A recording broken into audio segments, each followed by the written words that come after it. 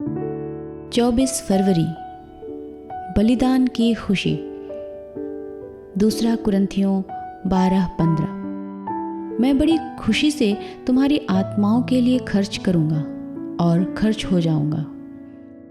जब पवित्र आत्मा द्वारा परमेश्वर का प्रेम हमारे हृदयों में उड़ेल दिया जाता है तो हम जानबूझकर दूसरों के जीवनों में यीशु मसीह की दिलचस्पियों और मकसदों के साथ जुड़ने लगते हैं।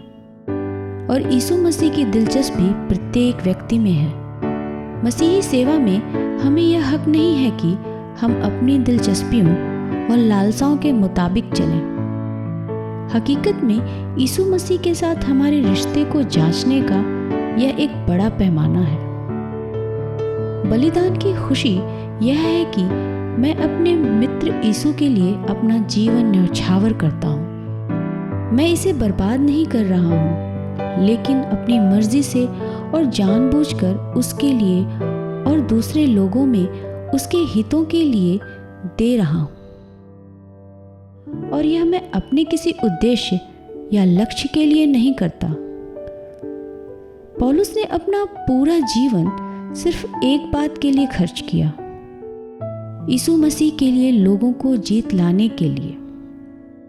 पौलुस ने हमेशा लोगों को अपने प्रभु की तरफ आकर्षित किया, लेकिन अपनी तरफ कभी नहीं। उसने कहा, मैं सब मनुष्यों के लिए सब कुछ बना कि किसी न किसी तरह कुछ का उद्धार करा सकूं।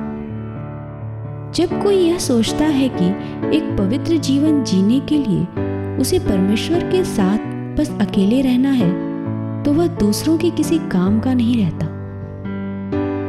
यह ऐसा ही है मानो बाकी के लोगों से दूर होकर खुद को मंच पर खड़ा करना। पौलुस एक पवित्र जन था, लेकिन वह जहां भी गया उसने यीशु मसीह को हमेशा अपने भीतर से होकर काम करने की अनुमति दी।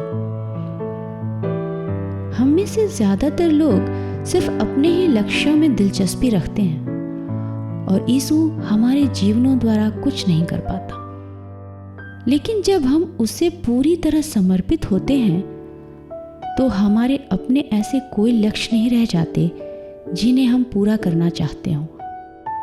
पौलुस ने कहा कि क्योंकि यीशु के प्रति भक्ति अब उसके जीवन की प्रेरणा थी, इसलिए उसने जान लिया था कि बुरा माने बिना वह कैसे पायदान बन सकता है।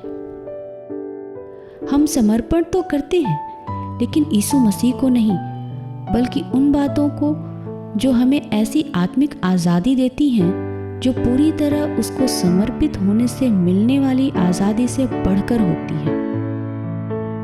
आज़ादी पौलुस का मकसद बिल्कुल नहीं थी, बल्कि उसने तो यह कहा, मैं यहाँ तक चाहता था कि अपने भाइयों के लिए श्रापित होकर मसीह से अलग हो जाता। क्या पौलुस का दिमाग सोचने समझने लायक नहीं रह गया था? ऐसा हरगिज नहीं था। एक प्रेम में पड़े व्यक्ति का ऐसा कहना बढ़ चढ़कर कही गई बात नहीं होती, और पौलुस यीशु के प्रेम में पड़ चुका था।